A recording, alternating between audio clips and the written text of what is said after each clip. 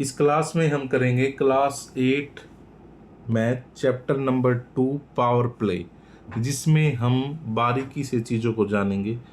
तो चलिए शुरू करते हैं। मैं आता हूँ डायरेक्ट मेन टॉपिक पर। बाकी जो इसमें एक पेपर फोल्डिंग की एक्टिविटी दी गई है वो आप खुद भी समझ सकते हो। तो मेन जो बात है वो हमें सीखनी है, एक एक्सपोनेंशियल नोशन, एक शब्द है, उसको जानना है। अब मैं आपको एक चीज़ कहता हूँ, मैं इसे लिखता हूँ 2 × 2 × 2 इस तरह लिखता हूँ। ठीक है, ये आप कहोगे सर ये क्या कर रहे हो, तो मैं कह रहा हूँ 2 × 2 × 2 × 2 × 2। अब ये कहोगे हाँ सर ठीक है, लेकिन ये कितना बड़ा हो गया। इसको एक मैं छोटे फॉर्म में भी लिख सकता हूँ 1 2 3 4 5 6 2 6। अब ये बोलना आपको आना चाहिए, ये है 2⁶। क्या है 2⁶? ठीक है, यानी कि 2 को कितनी बार मल्टीप्लाई करना है। ये जो ऊपर एक छोटा सा एक 6 जो इसके ऊपर लिखा हमने, इसे हम कह सकते हैं पावर या एक्सपोनेंट कहते हैं। इसे पावर कह सकते हैं या एक्सपोनेंट। ठीक है, तो 2 का एक्सपोनेंट क्या है 6, या 2 की पावर क्या है 6, यानी 2 को 6 बार लिखना है। ये इसका शॉर्ट फॉर्म है। ठीक है, अब ये हम चीज़ों को समझे। 2 क्या है, बेस इसमें क्या है, बेस वैल्यू है इसमें 2, और पावर या फिर हम कह सकते हैं एक्सपोनेंट इसमें है 6। ठीक है, कई सवाल आएगा ऐसे आपको दिया होगा, लिखा होगा पावर और बेस और पावर लिखो, या बेस और एक्सपोनेंट लिखो, तो आपको इस तरह लिखना है। ठीक है, तो इसमें क्या है 2 बेस है और पावर क्या है वो 6 है। आगे बात समझ में। इसी तरह आप और भी बहुत सारे एग्जाम्पल ले सकते हो। अब हमें जो है इसमें बहुत से बच्चे क्या करेंगे, जिनको नहीं पता वो इसको इस तरह भी लिख देंगे। भैया इस तरह नहीं होता, ये 2 को 6 बार लिखना है ऐसे। ठीक है, 2 को 6 टाइम लिखना है। 2 को क्या लिखना है 6 टाइम लिखना है। अब इसी तरह देखो आपके उसमें कुछ सम दिए गए हैं, आपकी कॉपी में पेज नंबर ये जो भी होगा आप देख लेना, ये फिगर आउट में करके। जैसे ये है, मैं यहीं पे इसके आंसर लिखूँ। यहाँ पे देखो बेस क्या है 6 है, कितनी बार है 1 2 3 4, यानी 6 की पावर 4, ये इसका आंसर हो गया।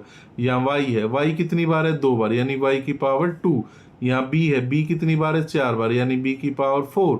यहाँ 2a है, यानी 2a है। अब यहाँ पे इसको आप कैसे करोगे, तो यहाँ पे आप लिखते हो 2⁵ मल्टीप्लाई बाय a की पावर 2। आप इस तरह भी इसको लिख सकते हो। क्या है, इस तरह भी आप इसको लिख सकते हो। देखो 2⁵ और a की पावर 2 इस तरह लिख दो, इसका मतलब मल्टीप्लाई हो जाएगा इनके बीच में।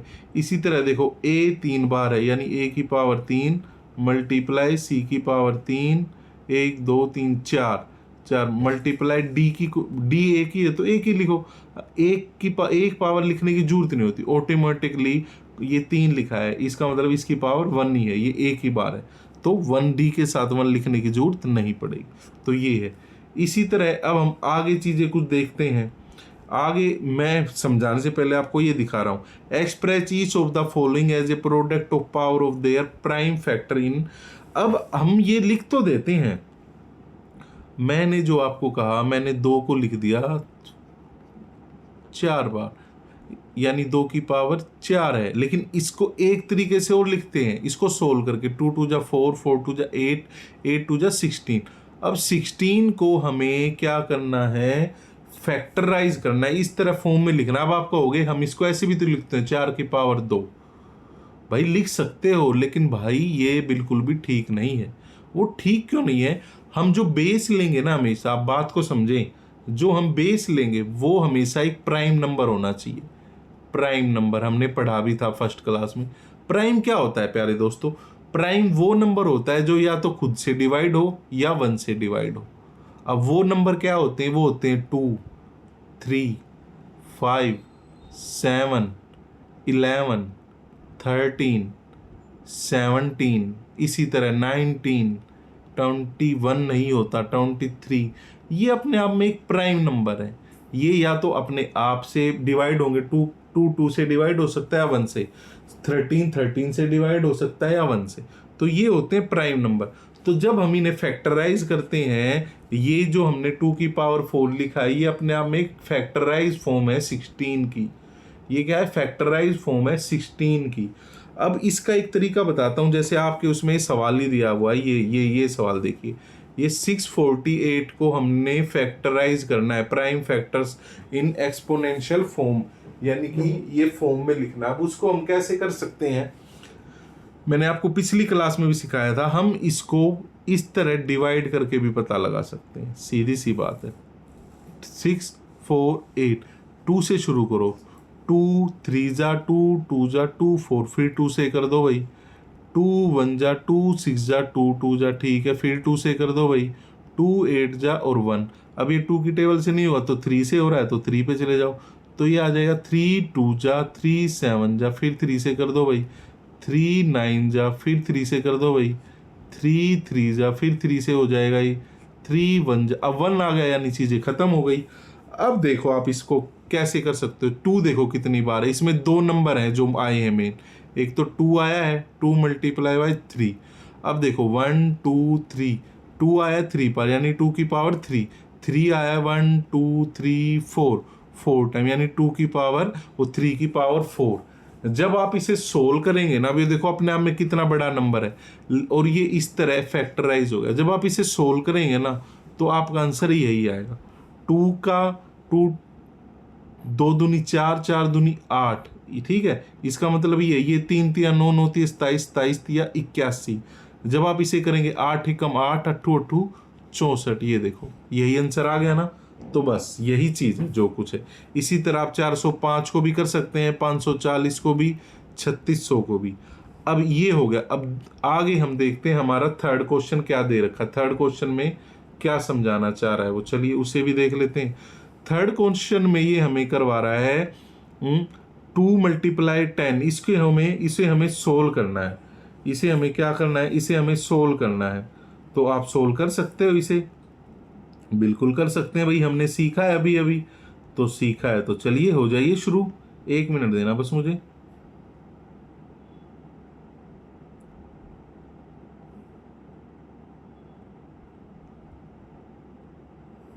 चलिए ये क्या बोल रहा है, ये कह रहा है 2 मल्टीप्लाई बाय 10 की पावर 3। इसे हमें क्या, right the numerical value of each the following, यानी ये किसमें, prime factor in exponential form में दिया हुआ है, हमें इसे न्यूमेरिकल में बदलना है। तो ये क्या है, ये अपने में क्या 2 10 मल्टीप्लाई 10 मल्टीप्लाई 10, तो ये 3 10 है। इसकी मैंने आपको बता ही रखा है पहले भी, 1 लिखो और जितनी बार 10 गुना हो रहा है 1 2 3 तो 3 0 लगा दो और ये गुना में 2 है यानी कि ये 2000 लिखा हुआ है। इसकी जो न्यूमेरिकल वैल्यू है वह 2000 है, ठीक है। इसी तरह हम अगला सवाल देखते हैं, ये वाला कर लेते हैं, चलो इसे मैं रफ कर दूं। अब अगला सम देखिए क्या है, अगला सम क्या है, अगला सम हमारा है 7 की पावर 2 मल्टीप्लाई 2 की पावर 3, यानी 7 7 जा 7 का स्क्वायर है, 7 7 जा 49 और 2 का क्यूब होता है 8। तो बस अब आप इसे मल्टीप्लाई कर दे, 9 अट्ठे 72 है ना, 7 4 अट्ठे 32, 32 और 7, ये हमारा आंसर आ जाएगा। इसी तरह हम इसे भी कर सकते हैं, इसी तरह हम इसे भी कर सकते हैं, इसी तरह हम इसे भी कर सकते हैं, ठीक है। अब यहाँ पे ये माइनस का साइन दिया हो भाई, ये जब भी माइनस का साइन है, सपोज करो ये 3 है, अब मैं एक नई चीज सिखा रहा हूँ समझो, ये माइनस का साइन है, अगर इसके ऊपर जो पावर होगी, जो एक्सपोनेंशियल वो होगा, वो अगर ओड में है 3 है तो इसका जो आंसर आएगा मल्टीप्लाई होके वो माइनस ही आएगा। अगर ये इवन में है, 4 है 6 है, तो ये मल्टीप्लाई होके हमेशा प्लस ही बन जाएगा, यानी 3 की पावर 3 है, 3 3 9 9 27 यानी कि माइनस का 27।